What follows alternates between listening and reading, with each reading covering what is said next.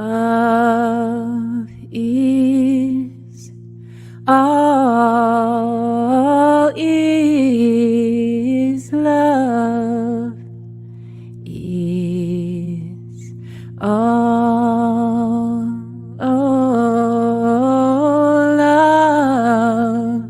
is all is love is all.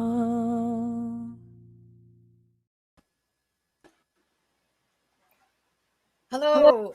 Good evening. Hello. Hello. Welcome to Pray Love.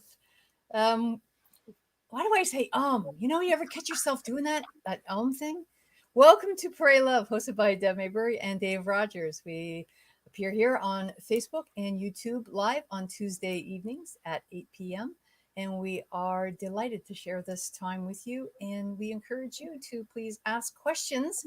This evening we have a guest, and please put your questions in there below. And just as we begin here, we'll do our land blessing. Well, thank you so much, Deb, and welcome everybody.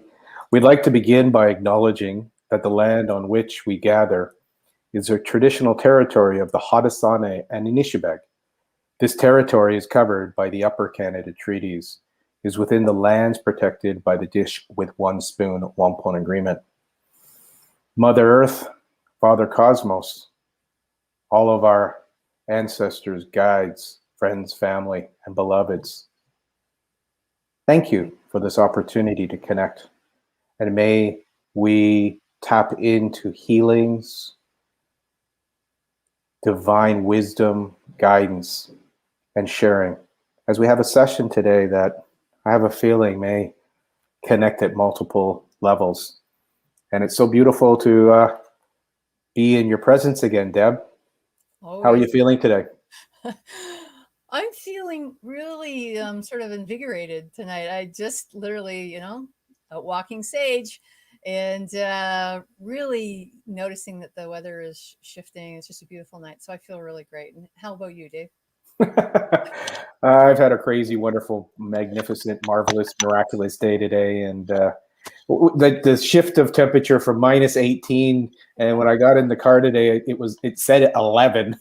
And then it settled down to about 5. So that's about a 23-degree switch in weather. So I went skating today, and it was my third attempt, and I couldn't because the ice was melting. Oh, that's too bad. So it was one of those wonderful experiences that moved to acceptance. I've connected with people today that have really brought me into my heart. I've had the twinkle a couple of times today, and it's just a real day of gratitude. And I'm just feeling blessed to have an opportunity to connect with you and our special guest tonight, and to have a topic that might be just where we go with it. It's going to be absolutely amazing. Yes. So let's bring on the guest for this evening, and here she is. And let me just see here now. Let me just put that up there. Okay. And let me just go over here and take that down. Fancy. And let me just do the introduction. Okay.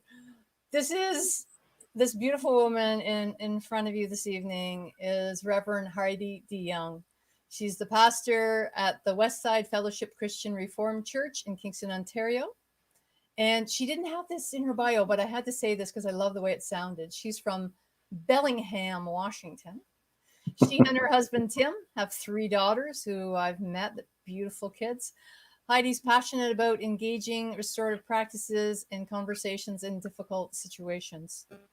Her recently defended doctoral thesis is titled Truthing in Love, Engaging Conflict with the Disarming Love of God. She's a warm-weathered cyclist as opposed to me all year. She's an all-weather dog walker.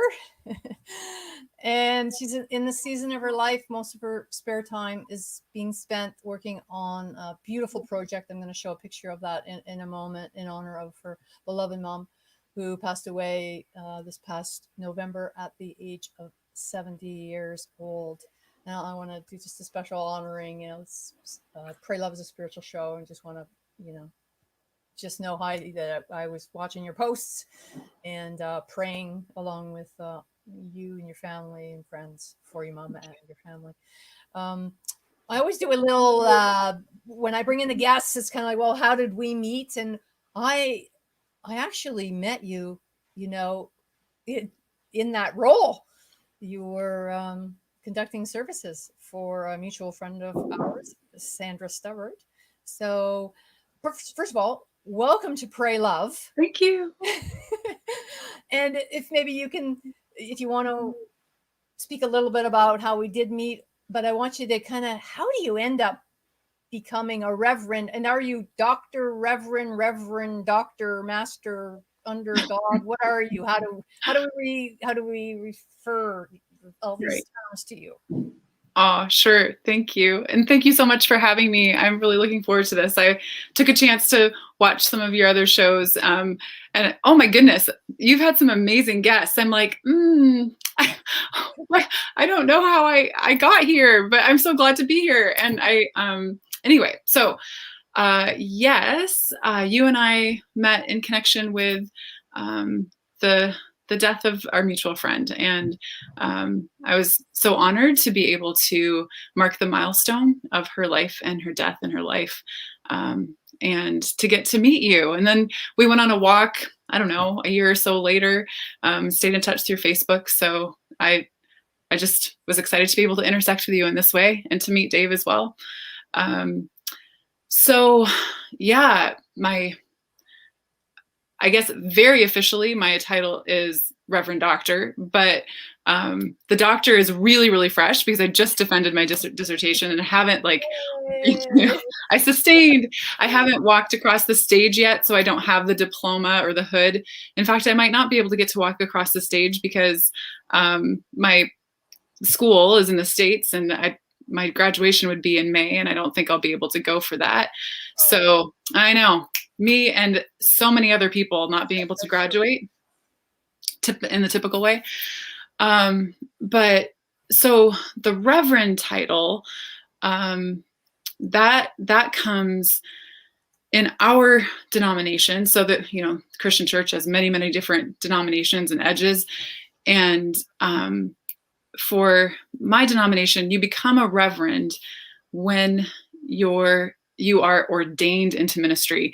And the way that I got ordained into ministry was through education. And I got my undergrad, and then I went on to get what's called a Master of Divinity, which just means that you take, I'm not a master of the divine or a divine master or anything like that,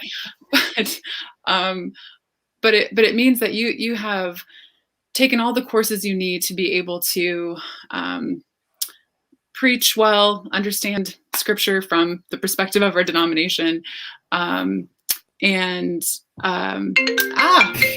Wow. Sorry about that. I forgot that part. Remember to turn off your cell phone. Yes. Well, you know what though? It's like, it's a notification on my computer that I don't know how to turn off. So sorry about that. I'm back. Okay. It's a calling from the divine. I know, right there. Very good. Nice. You can also share. I didn't tell you that. You can also share if you are online and you want to share it on Facebook Live. You're welcome to do that too. Just go on my page and hit the share button. Okay. I might do that when you're asking me a question later. Okay. So you've taken the courses, like preaching courses and pastoral care courses, so you know how to care for people, and leadership and all these kinds of things. So that was a 4-year degree that I took in 5 years. So I did my undergrad in philosophy and psychology. I did my graduate level work to get a Master of Divinity, and then this Doctor of Ministry degree is not a PhD. It's not a Doctor of Philosophy. It's more of a practical degree. So that degree was a 3-year degree, and it was I did a project, right, and wrote a thesis, and so that's where my titles come from. But that's kind of boring, but that's part of my story. That's part of the story. But so what is is there a calling to do this work? How did you find yourself on this path? Yeah, that's a really good question. So part of it is that I grew up in it, right? So my dad is also a pastor in our denomination. And so in some ways it's kind of like, doing the family business of some sort in some ways. But for me, it's a lot different, because when my dad first suggested to me that perhaps he said, "Have you ever thought about being a pastor?" And I hadn't, because at that time, this was 1994, I was 17 years old. At that time, there were no female pastors in our denomination.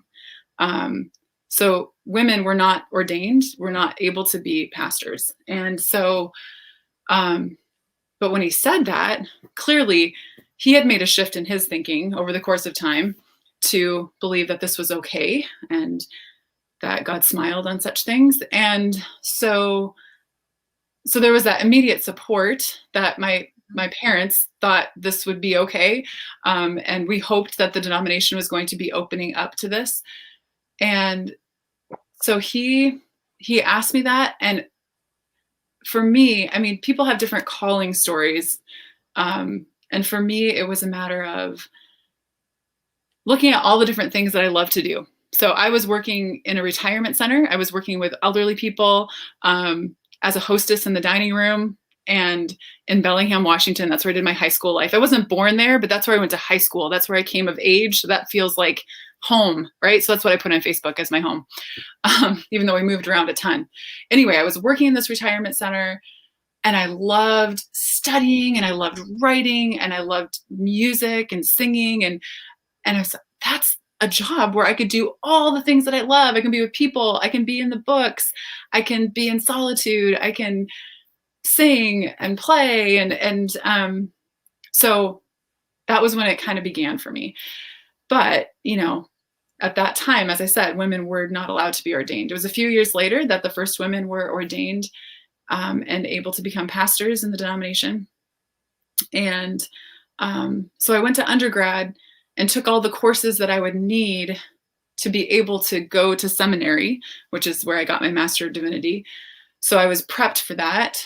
And then, yeah, I mean, there's so many different directions this could go, but I, even when I was in seminary, I wasn't quite sure, like, do I want to be a pastor in a church? Or some were suggesting perhaps I would go on and teach, because I love to study. I love scholarship. But when I started in the midst of seminary working in a congregation as a student pastor, and they just opened the doors and said, do whatever you need to do to figure out if this is what you want to do. And I loved it.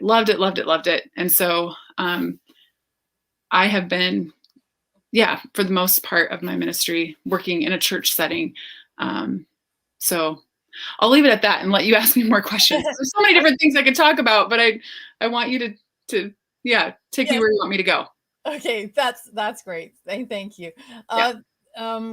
I'm going to pass it to Dave, but I wanted to say something because I had a memory come up. We actually didn't meet the first time at that funeral. The first time we met was at a Christmas celebration, and I'm seeing Carl, Shirley, and Sandy there, and they were singing, and you were in your element, and everybody was just so happy. So that was actually the first time that I went to the church, not for the funeral. So I just wanted to share that because it was a beautiful evening, and that's the thing about, we're going to talk about some stuff at the church, but community.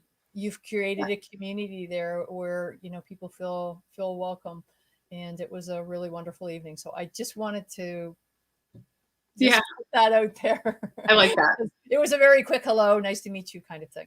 Nice. But I knew I had seen you before that one, and I just couldn't think of what it was. Anyways, Dave, go ahead and ask a question. Well, welcome, Reverend Dr. Heidi Jonge. I love the fact that you've embraced so many of the things that bring joy to you in your life: studying, community,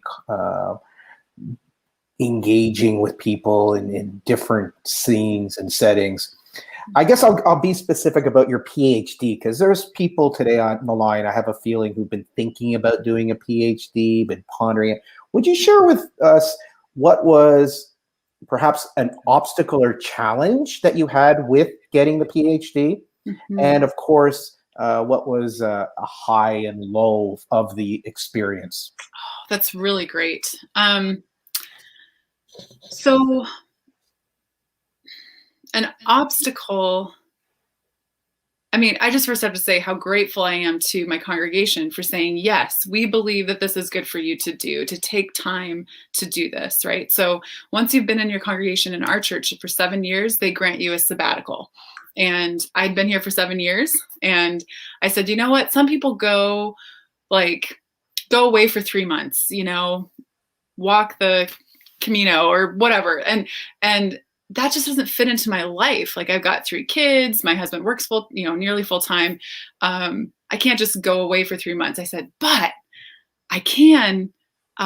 What if I did this doctoral program and kind of spread those 13 weeks of sabbatical out over a few years?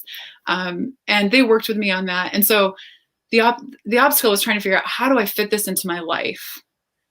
And to work in a community that saw the value of further education and saw how, for me, just taking a whole bunch of time off wasn't going to bring me joy, And so this was a way for me to deeply engage in something. And the project that I did, which we'll get into at some point, was so connected to the congregation. So in many ways, it was just of one piece with my work here.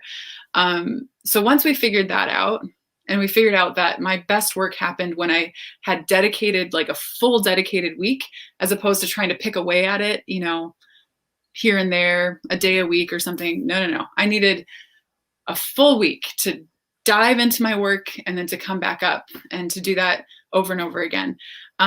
So that was a big obstacle. And then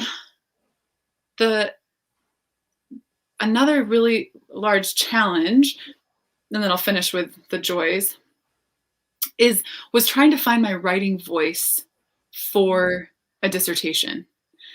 I write for a living. I write sermons every week. I know that voice. I am a social media person. I don't do Twitter, but I do Facebook. I know how to write a good Facebook post, right? Like, I know how to just engage briefly with people. I have done some blogging for a blog called the Reformed Journal.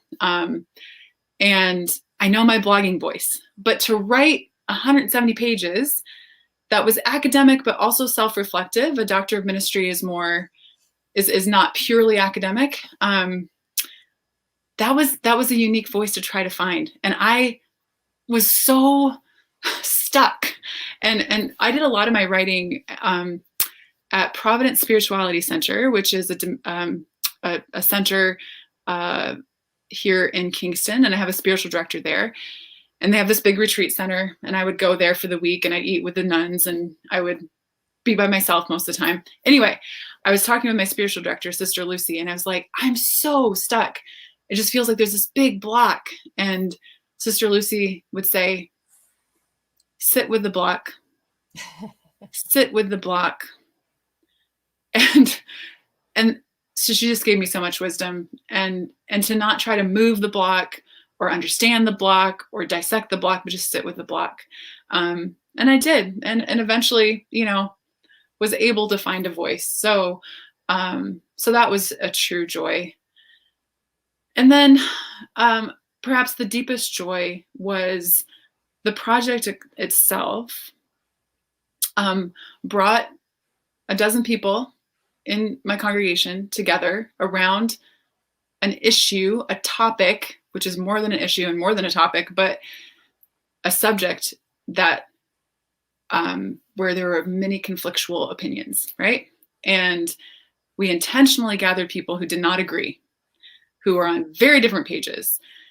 And we spent 10 weeks.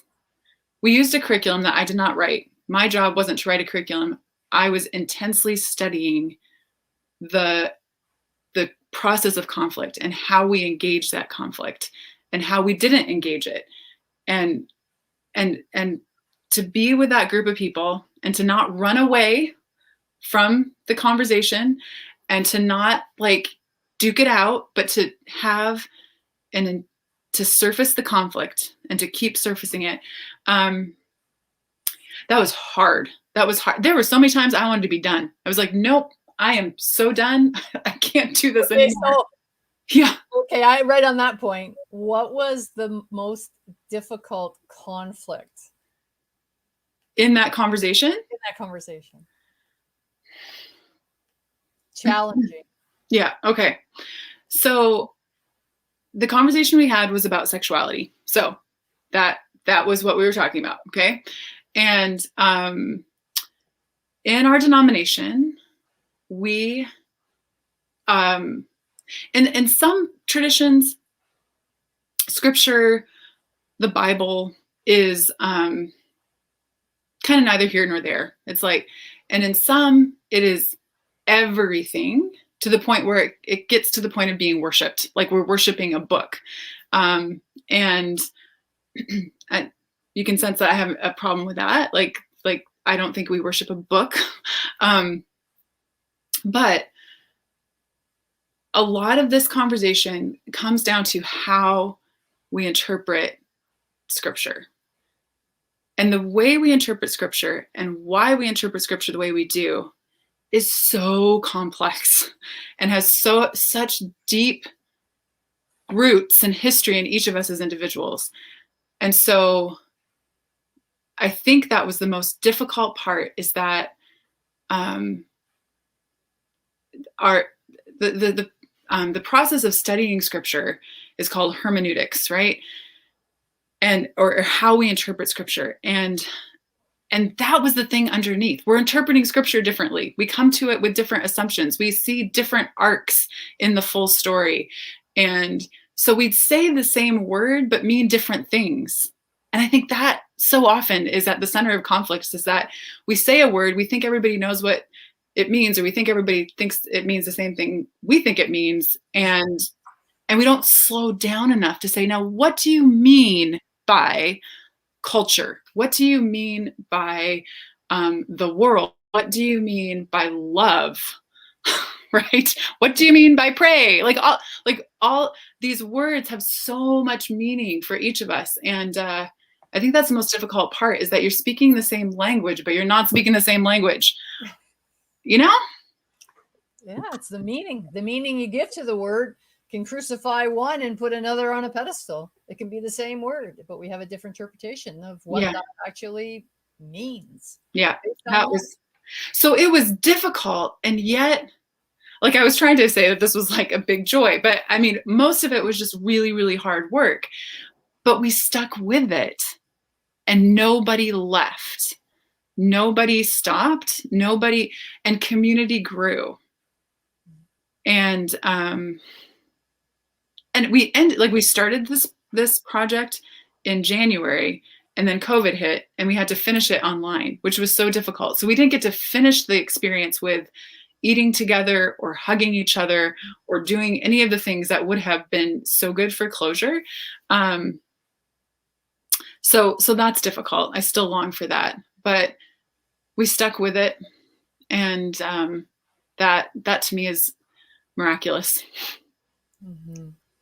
Beautiful. All that out of a great question, Dave. Thank you. Good question, Dave. Cheers. I have a question for you.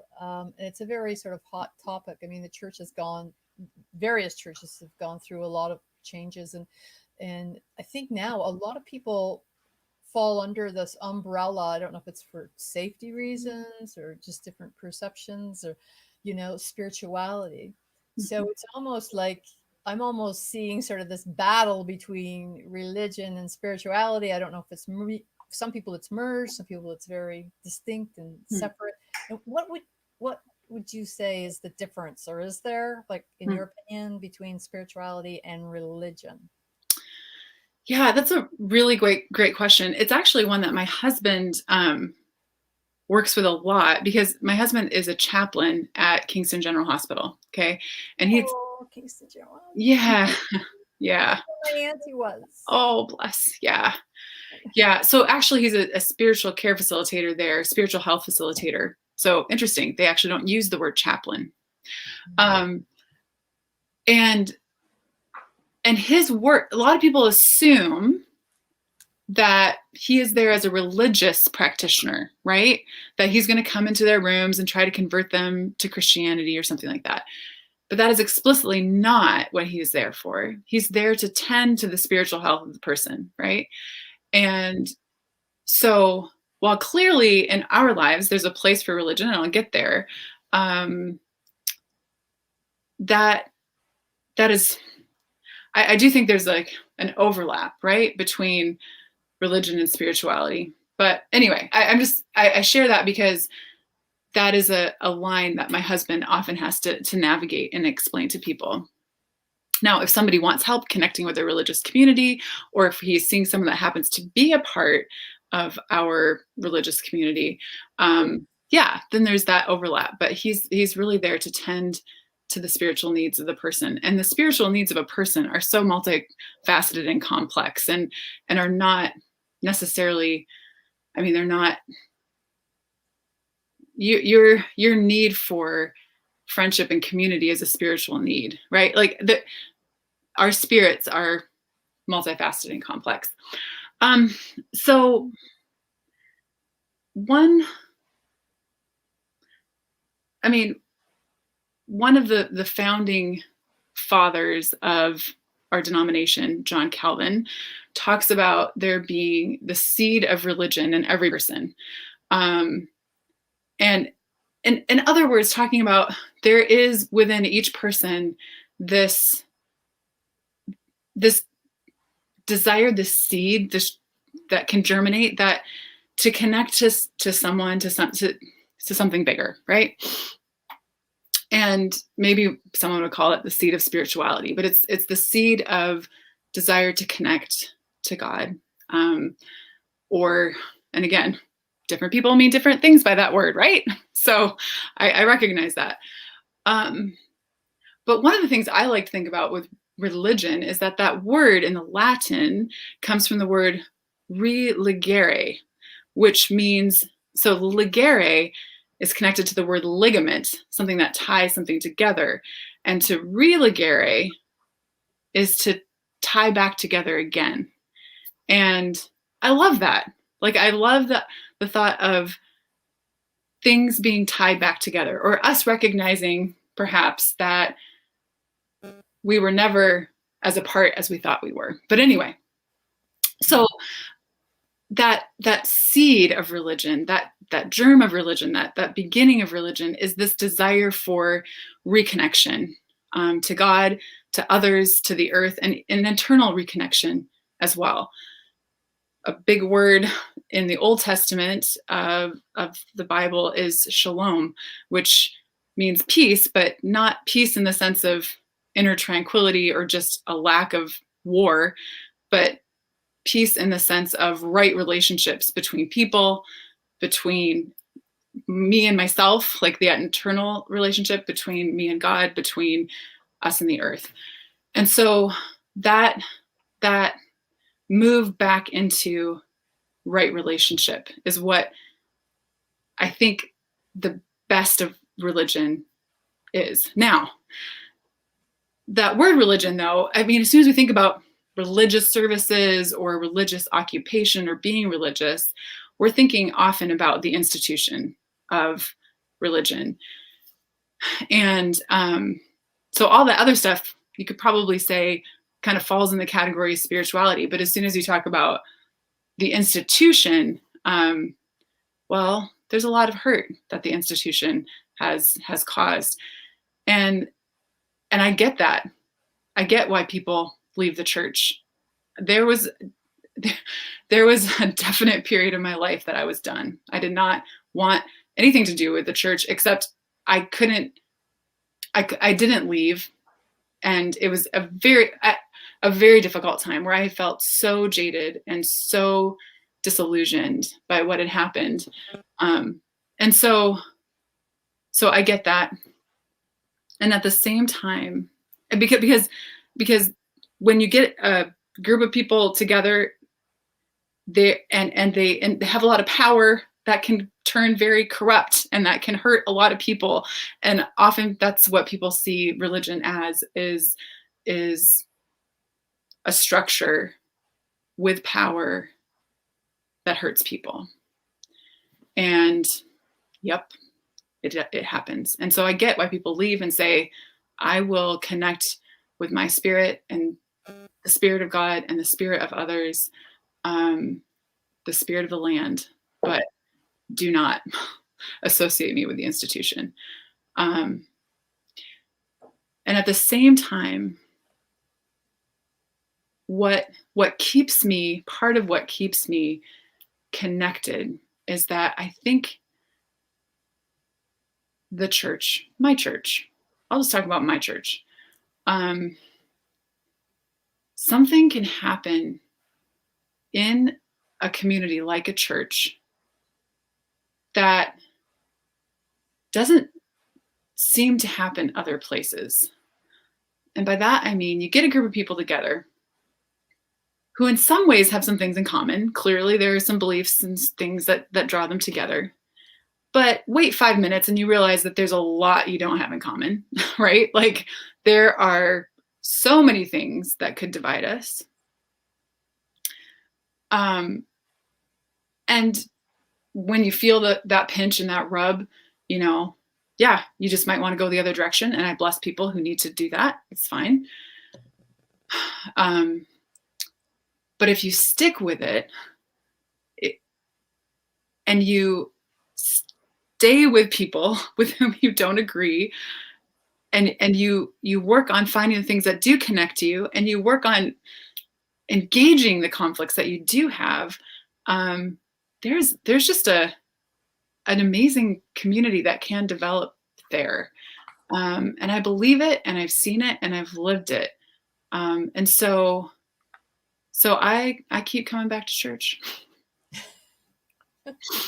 Well, I think you've given a really great pre-frame to our next little question, because we have reached that magic moment that we'd like to ring our bell, and we call it the 33 A Magical Minute Moment. Okay. And so I haven't seen this part. I'm all nervous now. So it's 8:33, and at 33, we actually have a question for you today that Deb came up with. I absolutely love it. Deb, do you want to ask the question? Heidi, what is a miracle? And are they created within us, or through us, through God, through spirit? And you can see it on the bottom. It's going along the bottom of the tag. You see that? I did see something on the bottom there. Okay, what is a miracle? And are they created within us or through God and spirit? Or through God's spirit? I wouldn't say that those are mutually exclusive, right? Like, that one thing, one of my favorite verses in the Bible talks about Christ being in us, the hope of glory, right? Like that God is in us. We are in God and God is in us, right? So I don't see those as two different things. But a miracle, oh, that is such a big question. Do you have 33 minutes? I think a miracle is the place where God and humanity meet. And sometimes very sudden and startling ways, and sometimes in slow ways. And the reason I say it this way is because one of the things that I refer to most often as a miracle is forgiveness. I think forgiveness is the main miracle. When you have been hurt by someone, so much in us just wants to push back, to hurt back, or to hurt someone else because we have been hurt. And sometimes that's the only thing we can do because we have been hurt so deeply. if I counsel any individual in the land of forgiveness, like, you never force that on someone. You just never can force that on someone, because sometimes the hurt needs to live a long time before you can let it go. But anyway, when it does happen, when you are able to release the hurt, release the anger without passing it back or passing it on, I think that's miraculous. And I think that's where God and humanity meet.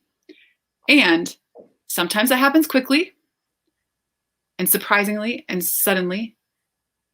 And sometimes, and probably more often, it takes a long time. And so I call forgiveness a long miracle.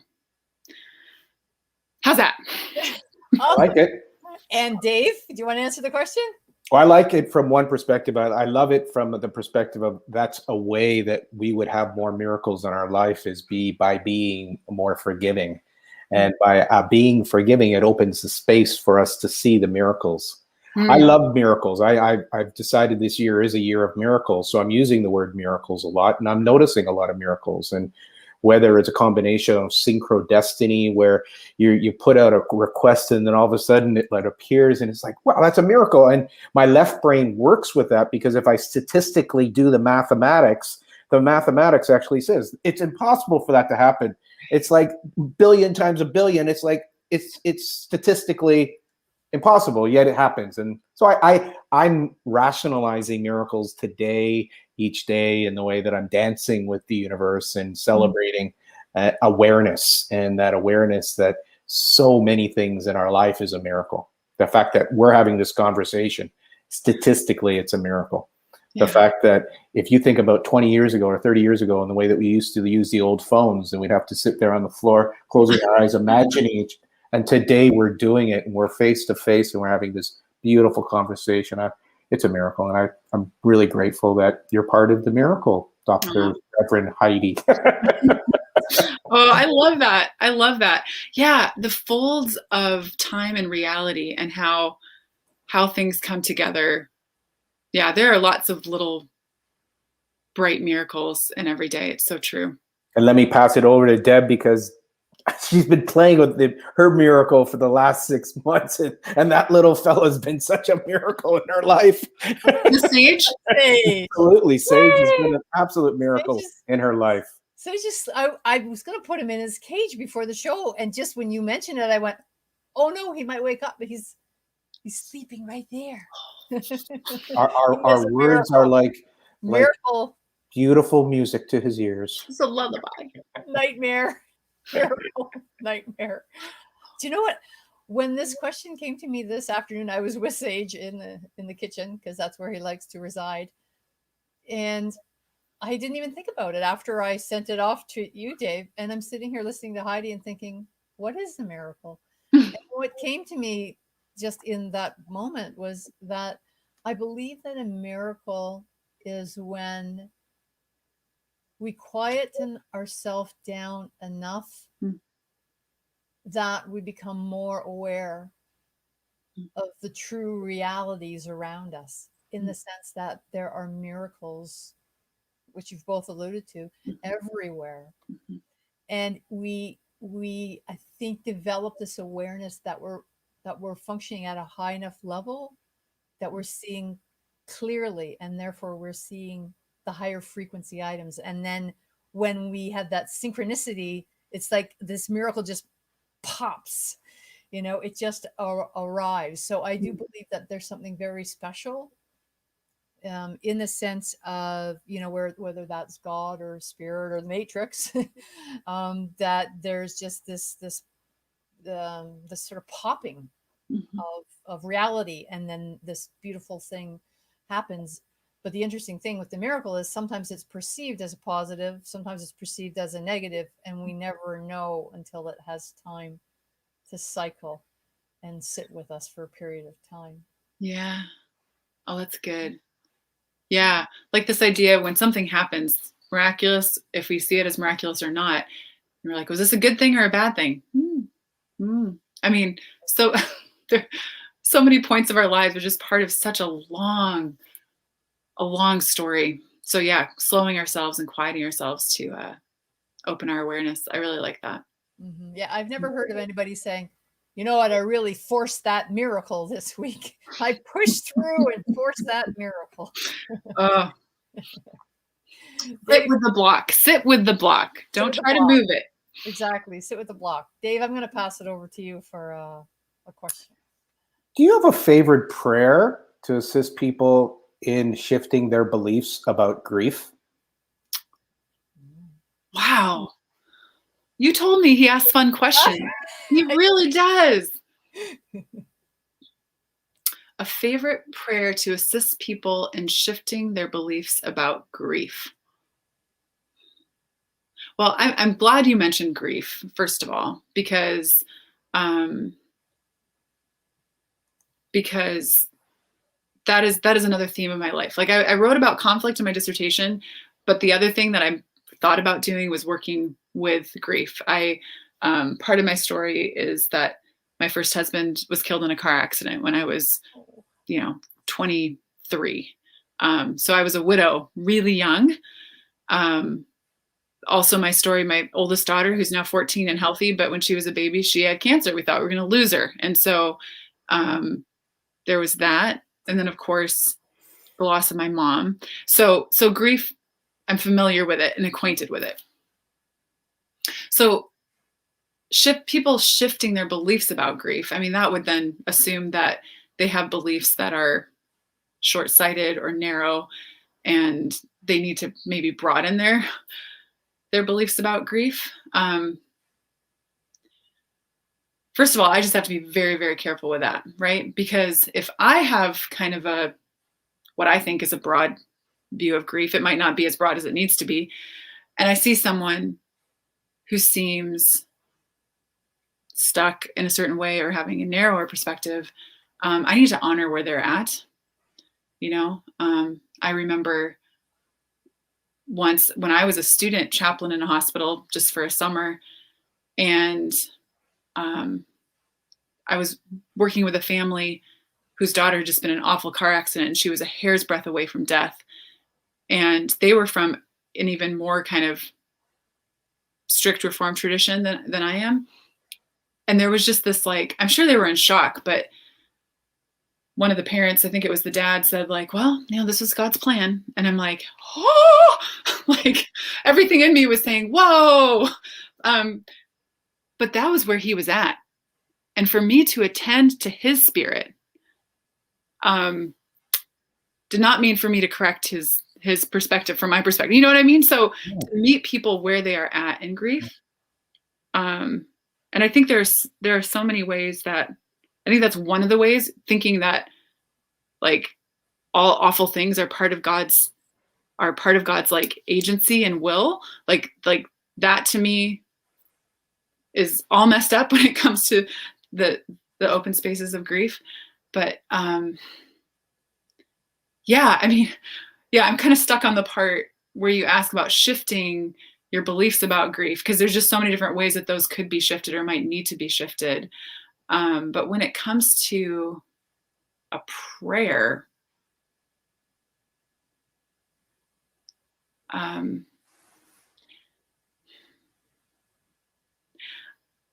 don't know that words have a lot of place in grief. One of my favorite prayers that I was introduced to at the beginning of the pandemic by a pastor friend who put it out on videos was just a body prayer that included, trying to remember exactly how it went, but we used our hands and we touched our heads.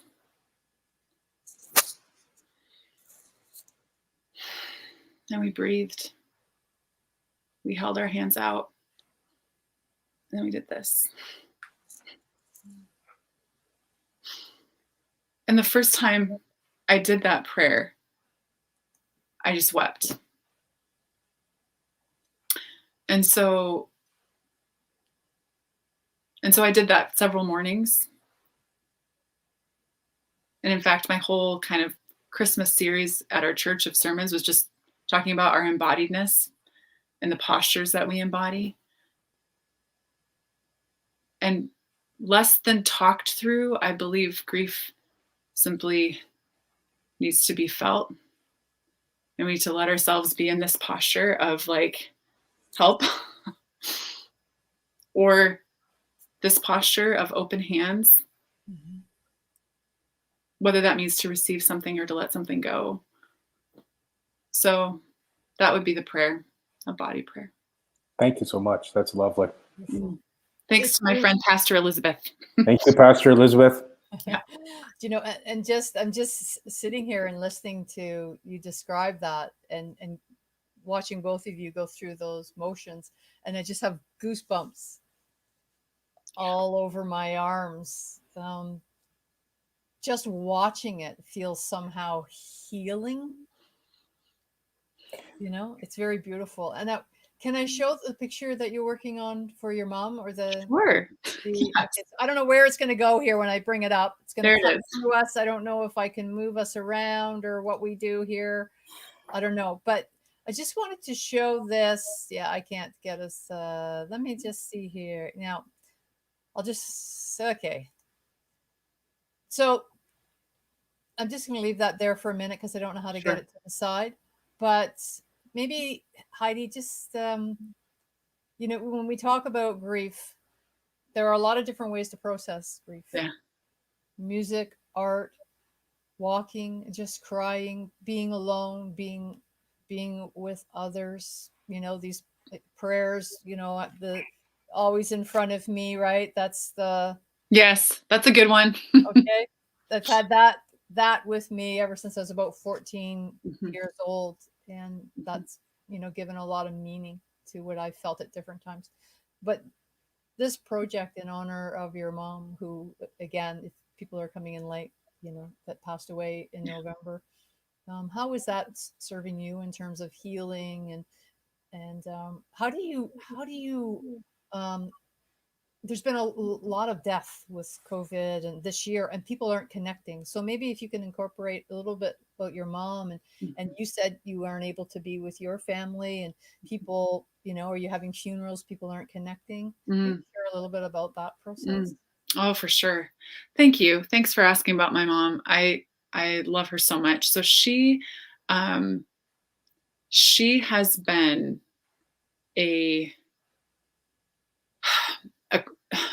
so one of her favorite things to do is counted cross stitch. Okay. So that was what you were seeing, was a counted cross stitch.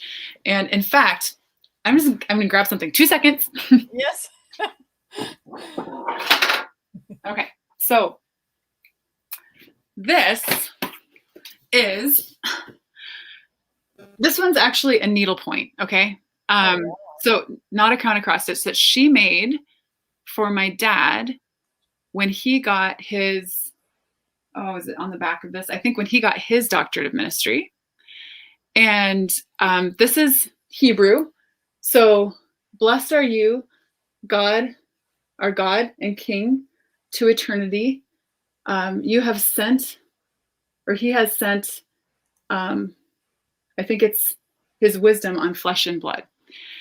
And so when I was ordained, my dad gave me this. And so this is one of my treasures. So anyway, she is a cross stitcher. She was a cross stitcher. She is a cross stitcher. And I cross stitched a lot when I was like a teenager. And but then I put it away. I was like, this is just glorified paint by number, Mom. Why do we even do this? You know what I mean?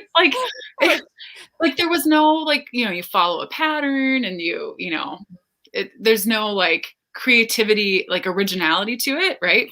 So I didn't say that to her, but in the back of my head, I'm like, oh, nice. She just made tons of these cross stitches. But then, my mom was diagnosed, and a few months later, it was the pandemic, and my youngest daughter was looking for something to do, and we found an old cross stitch kit in the house, and I was like, oh, why don't you try this? Well, she started doing it, and every once in a while she'd need help, and I was like, It's just so fun. Like, I loved it. I loved the rhythm of it. I loved the simplicity of it. And in a time where things were so uncontrollable and like all over the place, to be able to follow a pattern and like just do something very rhythmic and methodical that did actually create something beautiful was so great. And Zoe, my youngest, kept saying, "Mom, this is my cross stitch," right? So I decided to go online and order the biggest, hardest cross stitch that I could find.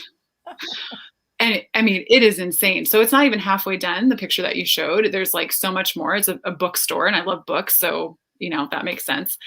And talk about miracles. Okay. So I ordered it. I think it was coming from, I don't know, very, very far away across the world. I ordered this cross stitch and it didn't come, and it didn't come. Week after week after week after week after month, it didn't come.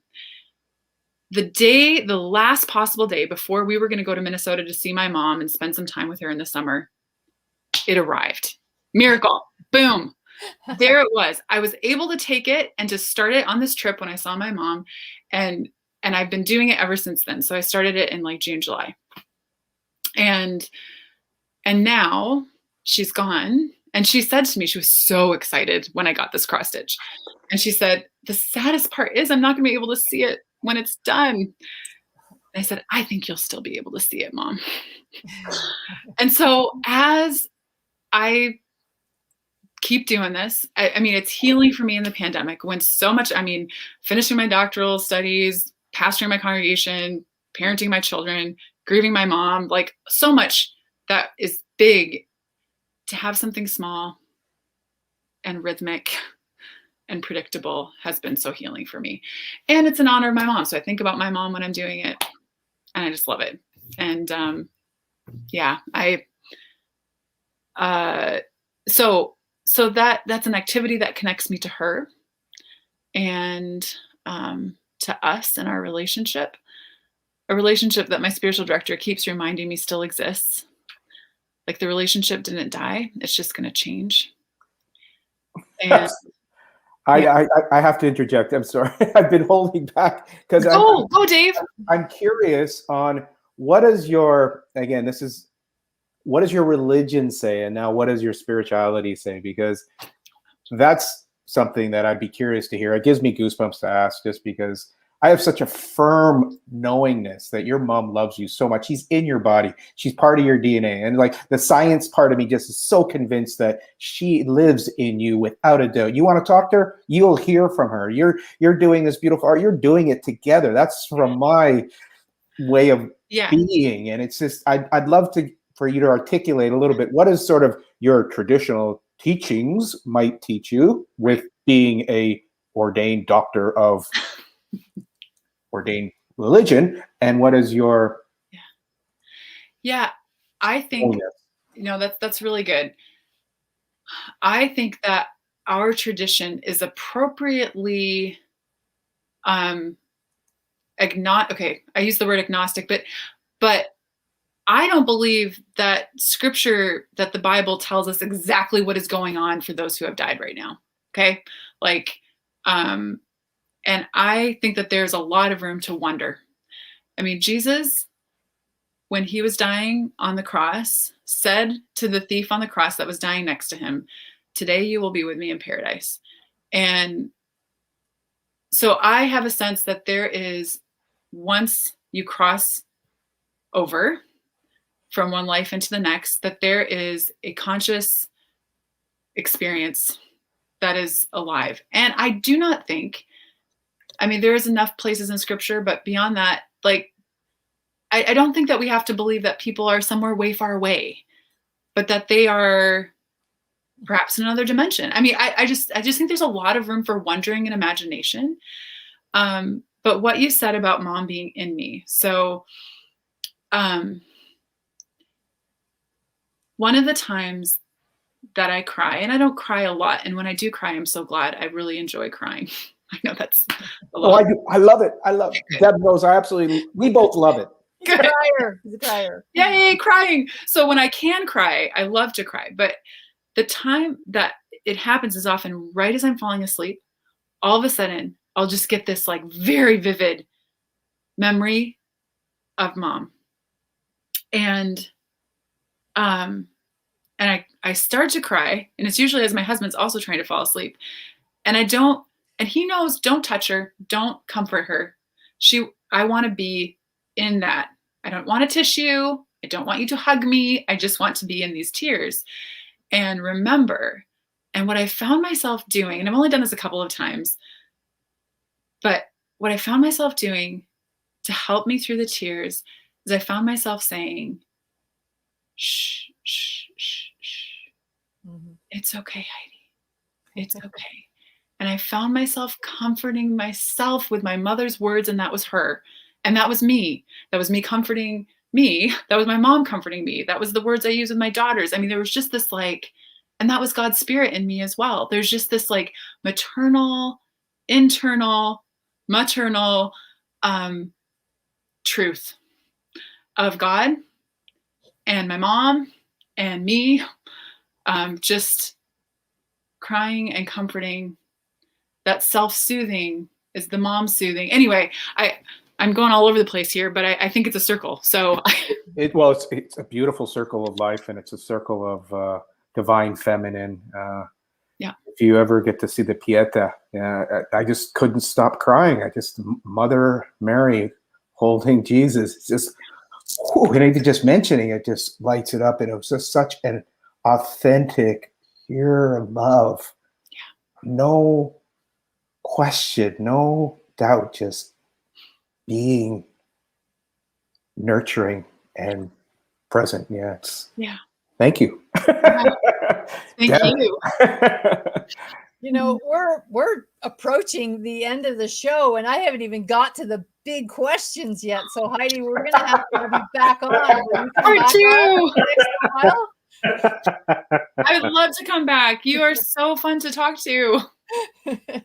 I'm sure Dave has other questions too. I mean, just in what you were saying right there, I had about 5 comments and 6 questions to ask from that, because certainly I believe that, you know, we're taught to see what we see. And if we were taught in a different way, we would literally see the images like some people do, or, you know, mediums and people that have the ability to see auras. And there's so much that we can't see. I believe more that we can't see than we can see. So that opens up to a whole conversation. And that's not even on the question list. That just came out of what that comment was.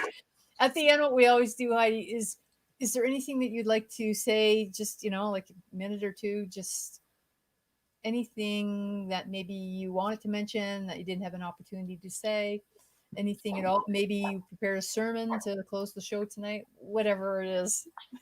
Any fun projects you're working on you'd like to let our people, friends know about, something exciting or that you're enjoying?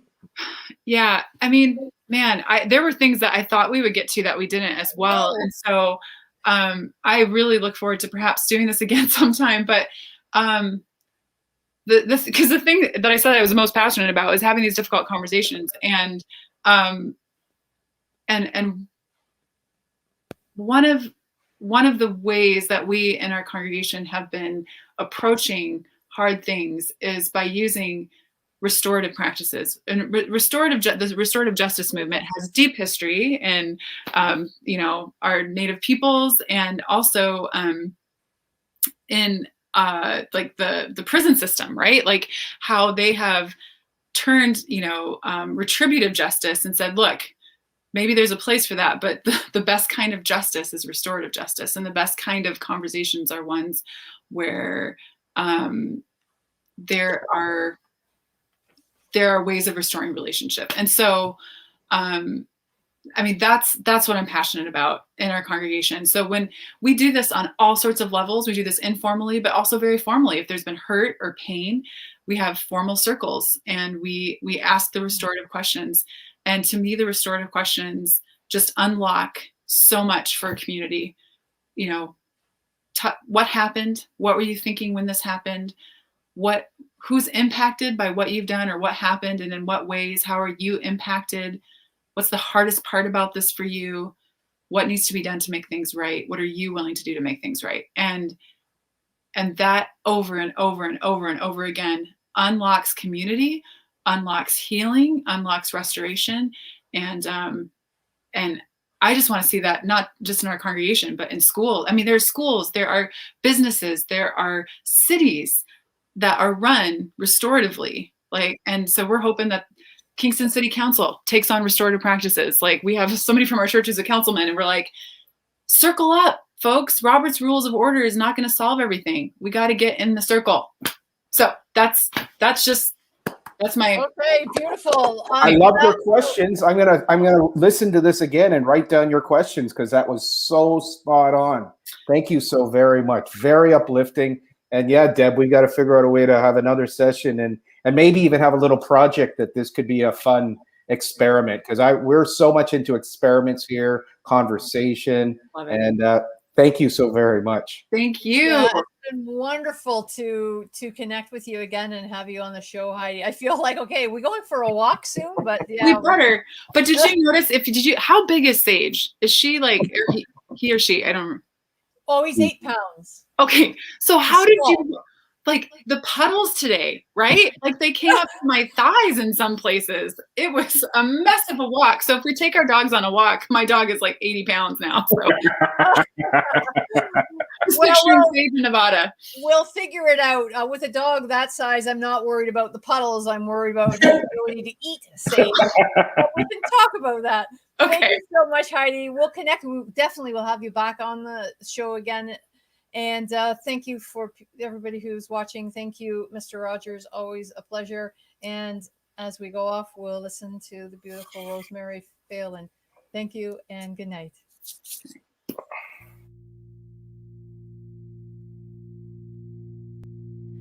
Love is all is love is all love is all